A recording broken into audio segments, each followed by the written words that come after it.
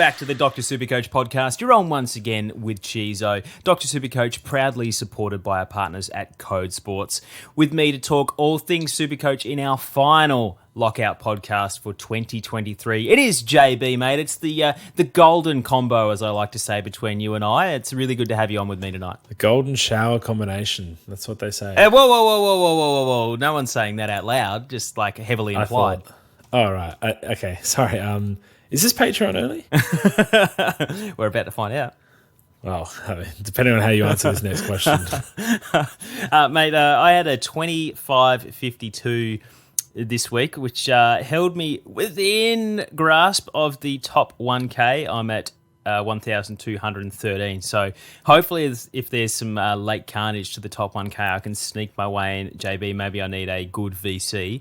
Hopefully I've jumped over to YouTube and checked out JB's captaincy video this week. Have you enjoyed doing them this year, JB? It's your first kind of foray into visual stuff? Yeah, I actually have. I don't mind it at all. I think probably if you watch back onto my first couple and then compare it to my most recent couple, there is definitely like a level of comfort that you gain in repetition in getting them done. So maybe the quality didn't come out until later in the season, but it's been really enjoyable. And I don't mind having my name to something like, saying VC this guy or captain this guy, and people messaging like, what? I was going to do this guy and they top scored. And it's like, well, actually, it's your team. I'm just here to sort of suggest things and, you do what you want. But I think I'm pretty good at picking a good captain. So I think a lot of people have benefited from it. So I don't know. It's pretty cool. I think SC Data did the captaincy award a few years ago, and you're like consistently up there as well. So it's actually backed by performance as well. And the one thing that people will put in the YouTube comments all the time is, why not pick this guy that's going to go 170 like 1 out of 14 weeks? And that's not the plan. The plan is to consistently pick 120 pluses, and that's what Correct. we see with your options. Yeah, which I stress so much in not chasing that huge score. Like, I understand going for like the occasional VC that you think just has a ridiculously high ceiling, but essentially I try and hit 2 captains. Like, a lot of people consider it as a VC, which is trying to get some like high variance stuff, and a captain, which is like trying to get some safe stuff. I see them both as captains.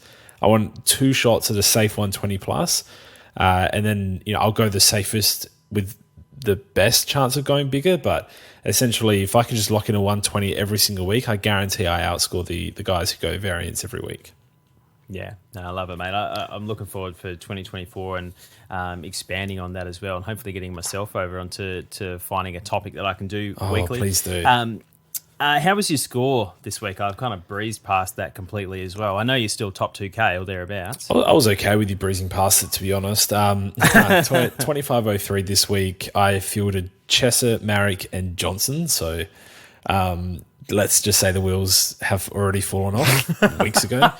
I played a little bit more for league this year, and the league ended about a month or so ago. So I expect it to be about 10K now. So the fact that I'm still ranked 1571 is, I think, a huge success story, especially because Chesser has been on the field for as long as Dacos has been off. So I guess this is the year that everyone just ran out of trades.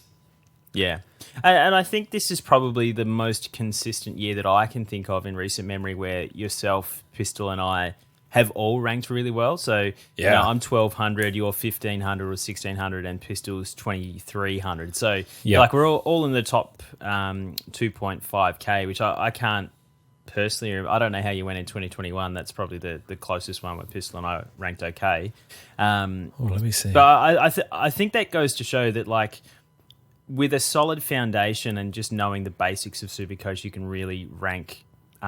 You can rank pretty well, because I wouldn't say that any of us have had good luck this year. We've sort of been absolutely beaten over the head with some bad luck, if I'm totally honest, but we're still ranking okay just by sticking to the fundamentals and not going too crazy with some sideways. I actually don't know how I went in 2021. I think I must have changed profiles after that year. I've only got 23, 22 and somehow 2014 in here, so I don't know how any of that's happened, but how did I rank in 2014? 1,600. Huge. Oh. That's a so what you're saying is you've improved by 29 places in 9 seasons. Approximately, give or take. Maybe I've just had two high variance years, like a decade apart. Who knows? I do think this year will be a bit safer, and I've really tested the boundaries with trading out premiums. Like I traded Tom Green a few weeks before he got injured, or like a month before that. Traded out a few guys who were in bad form, didn't necessarily need to be traded out. I think a learning curve this year was that, we've spoken about this already before, I know that, but we probably try and hunt for that 23rd guy rather than 22 of the best and then just sidewaysing 24/7. It just gets you, with no trades and no hope. So I'm interested. Whoever's making a late run at number 1, I wonder if they've come home with like a lot of trades in the bank and they're just trading now, because I don't know. I feel like there was a really set best team and there hasn't been a lot changed in the last like 8 weeks. So I'd find it very interesting to see how the winner went about it. But it's a totally different game up in that top like 100. If you're trying to rank top 5K consistently, then you do what we do. You play it safe, you get the good guys, and you trade out the long-term injuries and pretty much just go from there. Yeah, absolutely. You do, like, to get right to the pinnacle, you do need a little bit of POD-ness, let's say, in terms of a little bit of luck in 2021. A little bit of luck. 2K short of Brady Grundy. We all remember that. Absolutely. You don't let us forget. Yes. Super, super interesting. I do try and bring it up every chance that I get. Is there anything... look, I think usually we get to the back end of the year and we've been saving trades and stuff like that, and you've strategically used yours. One of the things I did notice as you came out of the buys is like you were super hot on getting rid of premiums that were either underperforming or coming off injuries. Like getting rid of Green and Dunkley, like just went bang bang. Like I remember checking your team one week and I was like, wait, where's Dunks? Like I totally breezed over the fact that you were just like bang gone. I'm just upgrading and around him. Yeah, and sometimes it works out. Like I think Green worked out because he then got injured, but he started coming good before that, and I was a bit worried. Dunkley has kind of worked out as well because he's come back. I feel like he does this every now and then where he just comes back and doesn't score well, and we say it's because he's come back and Magneto's put him up forward, but he's kind of making it a bit of a trend at the moment that he comes back from a long-term injury and doesn't actually keep up the scoring that he set early in the season. So he's another one that I haven't really missed, but like I traded Darcy Cameron on a 1 weeker, for example, which wasn't great. I traded Jack Zeeble when he had that poor 50 and that turned out good. So I don't know. It's kind of, it's very hit or miss. I think you have to just be really confident and just really back in your judgment calls. And I wanted to do that this year more than ever. A lot of the time, like I take in a lot of advice as you still should. But I wanted to see where my raw gut feeling took me, and I think it served me well in terms of trade outs, but probably still lacked in terms of trade ins or timing on those trade outs. And it just goes to show, like, there are so many factors to SuperCoach. Like, I was going to trade Fife to Flanders when Dunkley got injured and use Flanders as cover for the rest of the season. Instead, I traded Dunkley to Butters that week because, Butters is fun. And I was like, okay, in fact, I'll just get the premium numbers instead of the Flanders numbers. And Flanders went on to outscore Butters for like 4 weeks. And at that point, I was like, I could have got this cheap guy, still had Dunkley coming back. Flanders would have covered Laird. He would have covered Walsh. He would have done all these good things.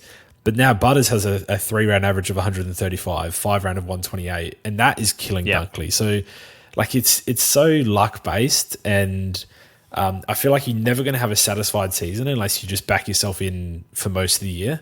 And that's what I've done this year. And I've actually come out of the season feeling ultra satisfied with my year. Yeah. And look, this is not something to kind of put a knock on you. Is that usually towards the back end of the year, you're sort of not down in the dumps per se, but like you're unable to fix anything, and you've sort of played not in the way that you wanted to do. Like you're sort of like, this is the safe way that I should do it, and then it falls apart anyway.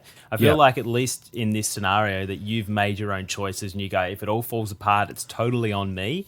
You know, it's like playing a game of chess. You only lose chess because you made a mistake in the moves that you were to lead up to that point. So I feel like you're a little bit more settled in seeing your team fall apart this year, as weird as that is to say. Yeah, and I mean, 1,500 rank is nothing to sneeze at anyway, but it's terrible. I think I've learned a little bit from you in this instance, because I see you as the that type can't of be right. No, genuinely, I see you as the type of coach who you have your ideas, and you either get them affirmed or you get them argued against, and it's a healthy argument, and you sort of go back and forth and still come out thinking, you know what, this is my gut feeling, this is what my opinion was, and no one's convinced me strongly otherwise. Sometimes they can and you change your mind, but generally speaking, you really do back yourself as a coach. And I mean, you're 1,200 this year, so even better than how I'm traveling. And I think there's something in it. I think I went too hard this year with it. I think there's a balance, and I think you've got a good balance as it is. But there's like a landing spot in there somewhere where we just have a great season. We back ourselves in. We don't go too crazy, but we take the risks when they present themselves. And that's the year that you end up in the top 100, like, you have before, and other great coaches do consistently. Look, if there was anything that I would do differently this season, and there's a couple of things, it would be not listening to Pistol when he was convinced that Oliver was going to play off the half-back line. Like, literally, that whole Laird to Oliver switch, I did the math. If I had started Laird, started Oliver instead of Laird and Dawson instead of Doherty, I'd be top 400 right now. Yeah, absolutely. Yeah, 100%. And a lot of people, I think, will have that same thought process. And it all comes down to Pistol's quote-unquote insider knowledge, insider trading, because I didn't want to have Laird and Dawson to like double up on the Adelaide boys if Adelaide went crap. So that's why I got Doherty, and so I've ended up with literally the two of the worst, four that were no good. Yeah, and Doherty got injured in week 2 or something like that after 2 tons, or week 3. Yeah, that was a huge tipping point, and a lot of people got Laird. Whoever faded Laird got him at like 550k or something like that, because he started so poorly. But yeah, he's come home strong, so he was the right pick, but we didn't expect a poor start. But Clayton Oliver was just better. I mean, I paid 700k for Clayton Oliver this year. So, same. Yeah. I had him for 1 week. But it's true. But there's nothing like in Pistol's case. He's taken that advice, and I think if he had have started Clary despite that for his team, he would have been unsatisfied with Clary eventually getting injured, and no matter what happens with Laird, because as soon as you get pushed off of your mantle onto someone else's line of thinking, I just don't think it. I think it rarely works out, and especially like a lot of coaches out there don't think they know what they're doing. A lot of coaches second guess themselves, and I think it's great what we do in the podcast and the YouTube videos, and a lot of great content creators out there are just unbelievable coaches. I think gathering advice is the best way to play this game. But it's not the only way to play this game, and it's not. You shouldn't play the game based on the advice. You should let the advice sort of help inform your decisions. Yeah, inform your decisions. But you should have a sort of a thought process before you launch into what are these guys doing with their team. Like, this is what I want to do. Like, maybe write down your trades at the start of the week. This is what I want to do. Then taking some information from your favorite content creators, then sort of come back to why you wanted to do the moves that you wanted to do, and sort of that. I think that is the best way to play the game. Ever since I stopped taking bulk advice from outside sources, which a lot of it was good, a lot of it wasn't great, I think I became just a far better coach. And there are so many good coaches out there that probably desperately need to hear this, because they're probably better than a lot of the general stuff being floated around. And another thing, I'm sorry, I'm waffling here, but no, go for it. A lot of people like us, we have to cater to a pretty large audience. So I might be talking about a player and saying this guy, and he just might not fit for your specific team. So I think a lot of people also buy into generic advice when, unless you're seeking advice specific to your team, you're not giving yourself the best opportunity, I don't think. So that's why your informed decisions at the beginning of the week are probably going to come out better most times than what the experts are saying, even if they're great coaches. Yeah, and I think this is something that I've touched on a couple times over the years, is that the goal of this podcast is not to be spoon feeding people the right answers every single week. It's to ingrain the fundamentals into people and have these discussions that allow people without the time to do the deep dives to see both sides of the argument, have the informed information to go, hey, okay, I've taken that all on board. This is what my gut's telling me. This is what I think is going to happen, and this is the way I'm going to go. As opposed to it's a very small number of times that you'll get hit up on Twitter or in YouTube or whatever, and people are like, you told me to do this and it was wrong. Ha ha, you suck. Whatever. Yeah. A, we can't predict the future, and B, it's trying to give the best information to the most amount of people. It's not always going to be team specific. It's not always going to be the right answer. But as long as we're teaching people how to understand the fundamentals so that in 2 years' time or however long, you don't need to listen to this week on, week out to be a phenomenal super coach. And that's what I hope comes from our listeners as well. I think the thing that I sort of, the best takeaway I have from exactly what you're talking about there is when we do a podcast like the Doctor's Daily Dose, where usually it's like I have an opinion and you might disagree. So we take our time before the podcast to, inform our own decisions. And it's sort of like this doesn't always end up like this, but sometimes they're like an actual you versus me. And I'm on one side and you're on the other side. And it's so funny because we're both good coaches presenting our own reasoning and arguments with, statistically based and however. And then it comes to the end of the podcast and we're like, okay, yep, I see your side. Yep, you see my side. We agree to disagree. I think it's a good pick. You think it's, a non-essential pick that you don't mind it. And then someone comes to one side and goes, I took this advice that you gave me and it turned out wrong. And it's like, dude, you listened to a podcast that presented two perfectly reasonable arguments and then you decided to side with one and now you're blaming that person. It's crazy how people...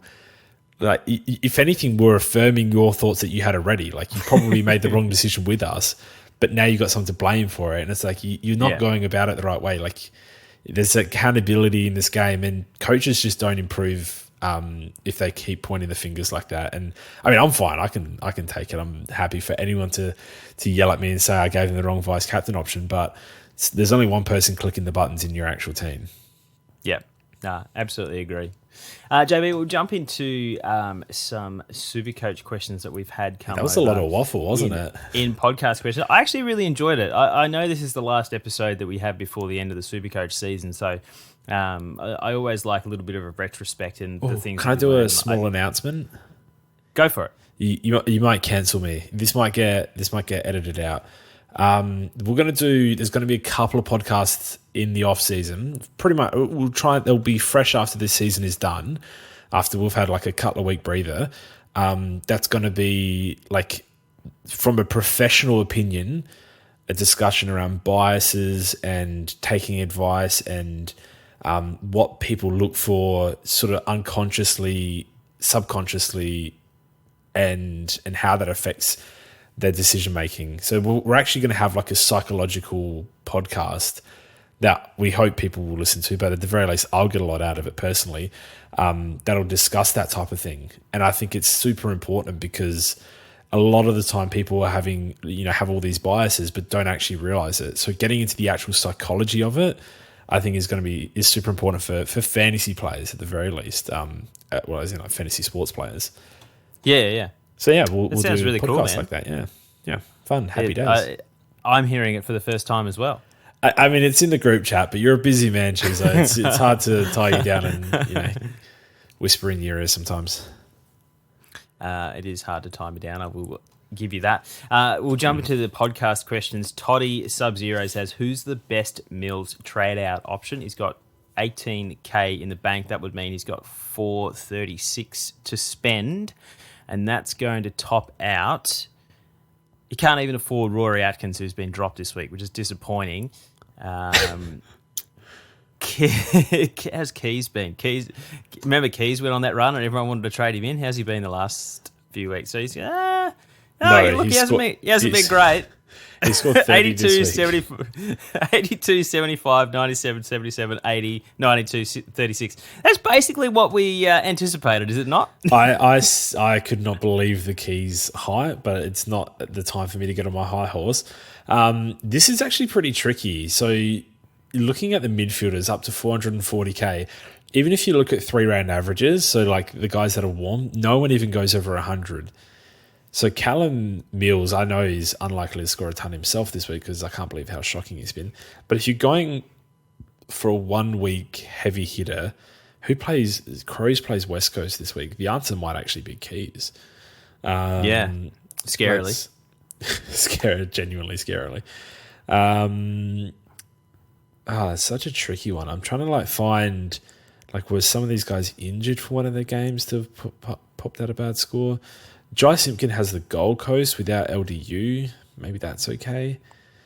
I don't know. Zorko's cheap if you've got... you can pick him as a mid anyway. But they play St Kilda, so that's not... He's not going to go massive. Do you know who's been really good? Corey Wagner has Hawthorn this week. Oh, true. Yep. He's got a 110, a 92, and a 102 for 3 of his last 4 games. I think he's a better chance of tunning up than Callum Mills.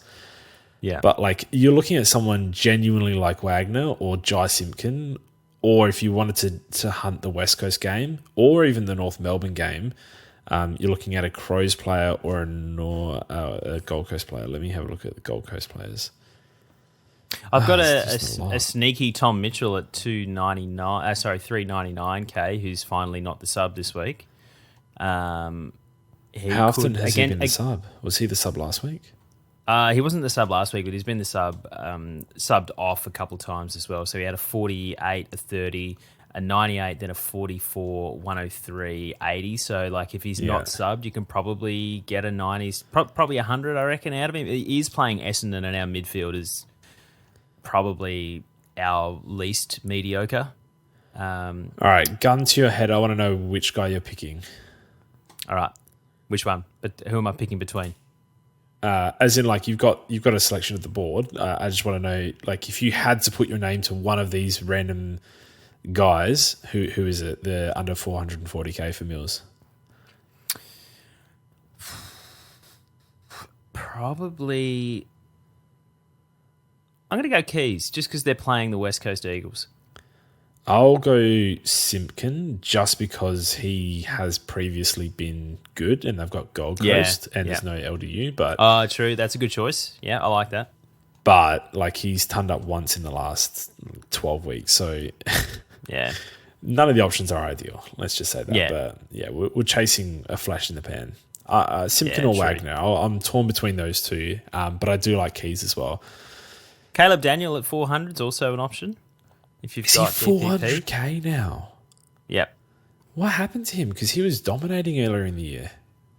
That's a great question. There would have to be DPP involved because... Yeah. I remember he became a small forward at one point in a couple of months. Really? So everything was going well, averaging 101 up until round 18, then round 19, 82, 35, 79, 51, 99. So he's just bled cash since the buy. He's had 1 ton since the buy. That's a typical Magneto. I'm so sad they can't afford Tex Walker. He's my favourite pick of the week. Yeah, he's going to go huge. I think so. They're just going to... I think you said on your video that they're just going to feed him this week. They're going to try and get him a Coleman. Well, what other... If they're going for a win, I could understand if, they consider West Coast are just going to be really tight and they're like, you know what, it's just not worth it, blah, blah, blah. But not going for not needing the win for finals anymore, I think, absolutely. They just feed him. What about Kitty Coleman? Nah. Not going close. Not going near that. Yeah, he's got St Kilda as well. St Kilda do give up good defender scores, though.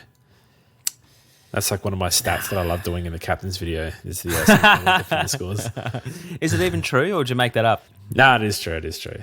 I think Luke Ryan scored 160 twice against them or something. I'm just I just had to check. Cooper 10 has, I need to replace McRae, 470k to spend. Can DPP to any position thinking of taking a risk on Josh Kelly. Is a Josh Kelly 1 week loan even a risk at this point? I'm not entirely sure it is.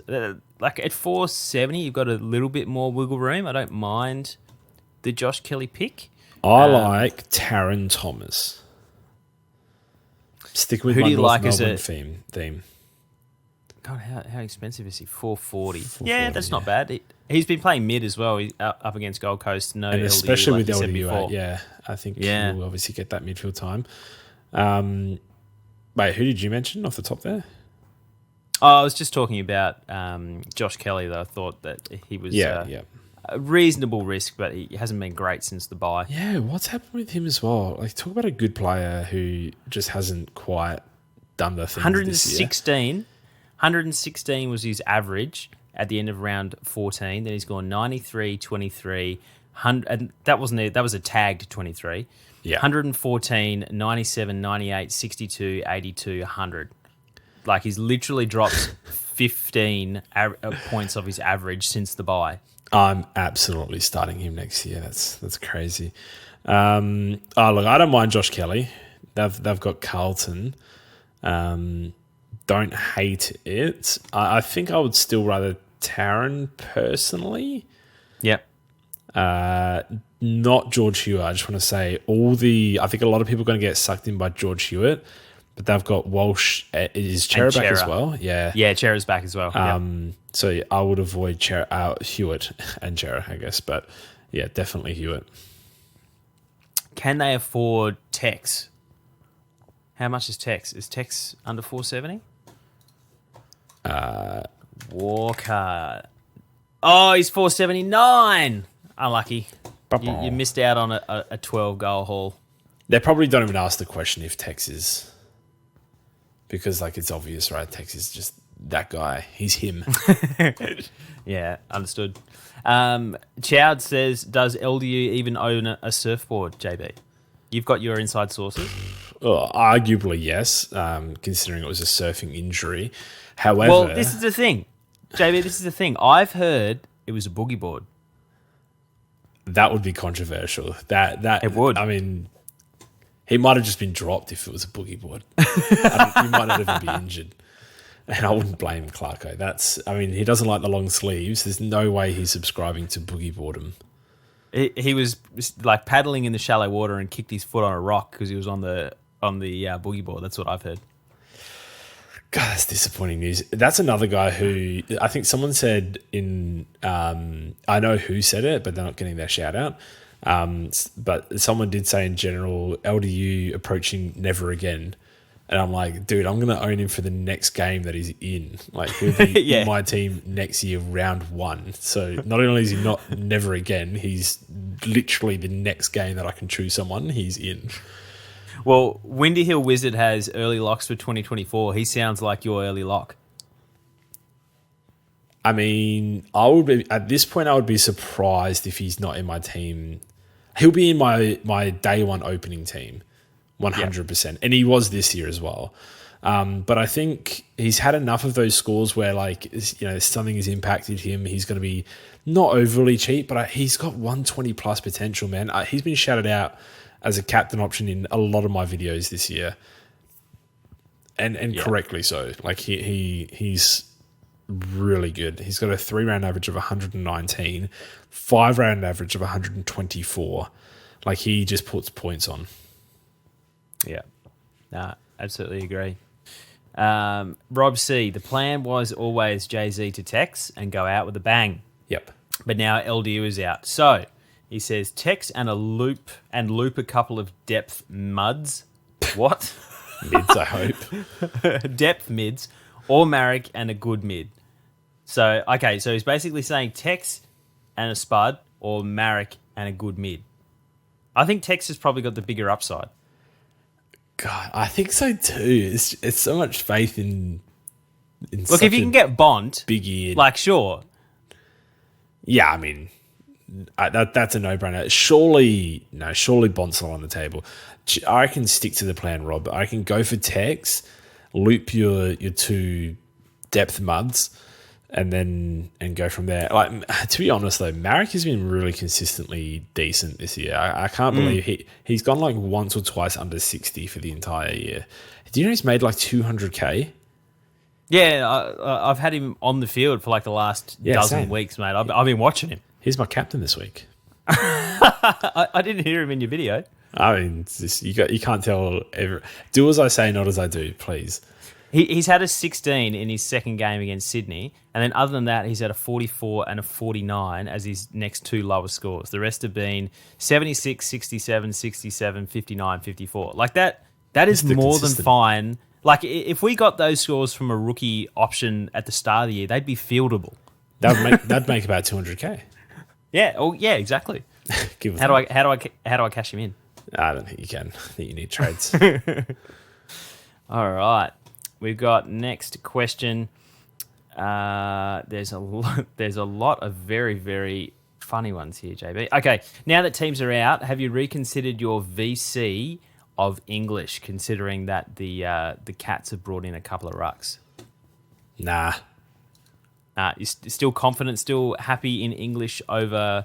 It actually makes Bond? me more confident because, like, the Geelong being savvy and trying to do something different, like tag him around the ground, would make me more concerned than them naming like a first game ruckman who's just going to not be able to keep up with him and not know what he's doing. He's probably going to give away a dozen free kicks.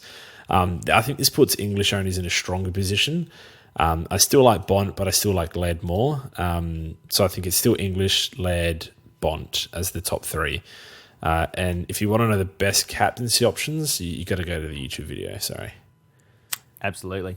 Benny Buzzboy says, Frio's record against intercepting defenders, because I'd rather VC Sicily, but need to understand the opposition form. Like we didn't. Sicily hasn't been a big name in terms of VCing towards the end of the year. Let me tell you something, Cheezo. This is a man who doesn't listen to my YouTube videos. And it's getting to a point where I'm sick of quoting them back, but Sicily scored 63 against Fremantle in round 8. And then churned out a 134, 134, 172, 136. And before that had a 128. So it was in good form and put out a 63. Fremantle hold opposition defenders to low scores and have done so consistently all year. Cool.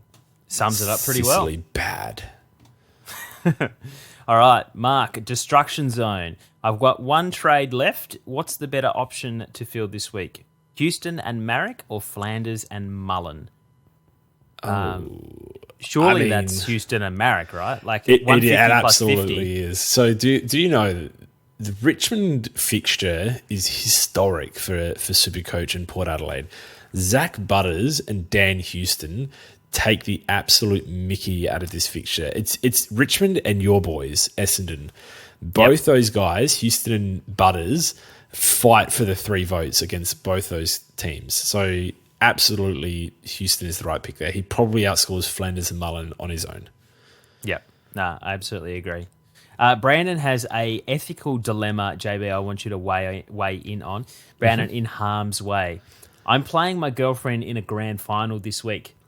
She's got one trade left. Do I help her or not? Oh, in harm's way is scarily accurate there. Do I help? Look, the answer is yes, but not to the best of your ability. Like you don't give her text. You drop like a few little, this guy's got a good matchup, or this is who I'd trade to, but not really. But you don't give her text. Under no circumstance can you give her someone like Tex, Butters, or Houston. Those are the 3 guys you cannot mention. Yeah, so it's like 480 gets you Josh Kelly at 470 or Tex at 480, and you're telling him to make sure that she gets Josh Kelly. Yeah, like Josh Kelly, he's averaged 120 before. Like he was averaging 116 pre-buy. Yeah, I mean, just feed her these stats and don't tell her that Tex is going to kick 13 this week. And I mean, you can't predict a random Taylor Walker onslaught of goals. Okay, she can't expect that of you. So just give her the best of your ability. Yeah, appreciate it, but not the best. JB, that actually wraps up all the podcast questions we have. I think people are running a little bit low on trade. So we'll go through the housekeeping that's usually at the start of the podcast. Don't forget that if you're around for September in Patreon, you also get the months of October, November, and December free for all the content from behind the scenes at Dr. Supercoach Patreon. And we're also down to our final 5 coaches in the last coach standing. That's Bolter Brewing by Nock, Lobsters Legends Caleb, the A-Team Nick, Dukes, which is Cameron, and the Waddy Pod Sam. And they're all ranked in the top 250 coaches. So once again, LCS is absolutely banging.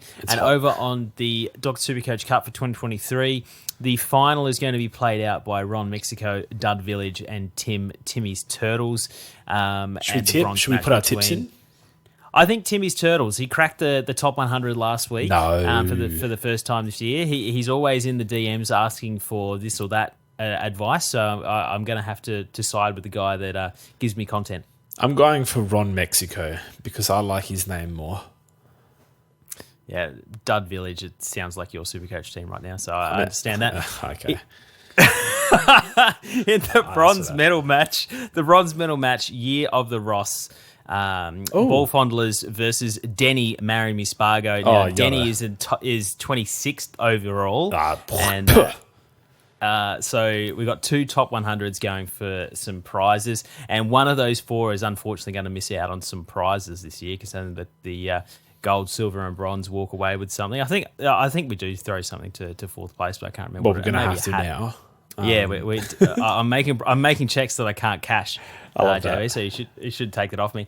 I just want to give some special thanks to everyone that has been a part of Patreon, in particular to Wooshka, who's helped with a lot of behind-the-scenes content creation for Rivalry League as well. He's been your co-host for the year. Everyone that has shown us support either by jumping into the Patreon, picking up merch, supporting the YouTube videos, and engaging with our content, I just want to give a sincere thank you because we wouldn't be doing this if we didn't have the support of everyone that gets behind us and gets involved with what we do. So thank you very much. Yeah, another hugely successful season driven by such an awesome community that we have. There's so many personalities in Slack. I can't believe people either find a way to avoid each other expertly or get along swimmingly no matter the circumstances. So I think we're very blessed to have what we have. And just outside the Slack and the Patreon altogether, the amount of consistent listeners we've had on the podcast this year, even late into the season, is nothing short of incredible. So I think we're just overall, from the 3 of us, just so grateful and maybe even sometimes questioning how we got in such a good position in the first place, but just grateful. Yeah, absolutely. So if you do have any final questions, make sure to jump over to JB's YouTube comment section because that's where we'll be answering all the last minute questions before Lockout if you're not in Patreon already.